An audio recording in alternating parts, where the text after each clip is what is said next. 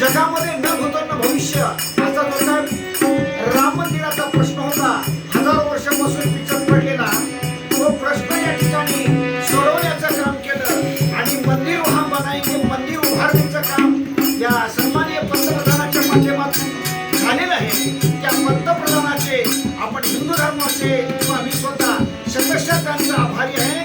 आणि त्या प्रभू रामचंद्राच्या राज्यामध्ये राम राम आम्ही गाव वेळोवेळा प्रभू रामचंद्राचं राज्य होत असताना तळीचा कांडीचा जेवीचा का बाई जेवण करत असताना दळण करत असताना कांडण करत असताना राम राज्यामध्ये या ठिकाणी संपूर्ण रामाचा जयघोष होत होता.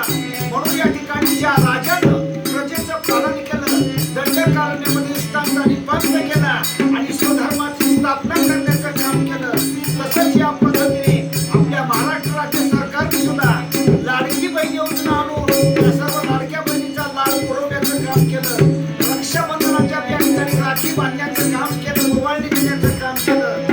हे सुद्धा सरकार ज्यांनी आपल्याला चहा पाजला त्याला दूध पाजाव, ज्यांनी आपल्याला दूध पाजलं त्याला ज्यूस पाजाव, कारण ज्यांनी आपल्याला दूधही पाजलं ज्यूसही पाजलं काही पाजवायचं ना.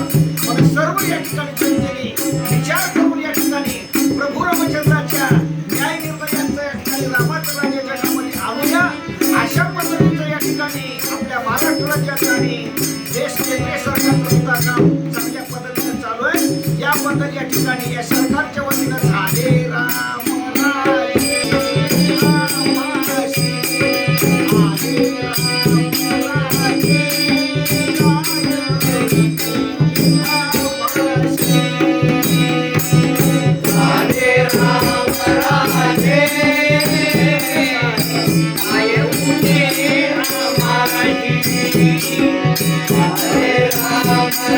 Hare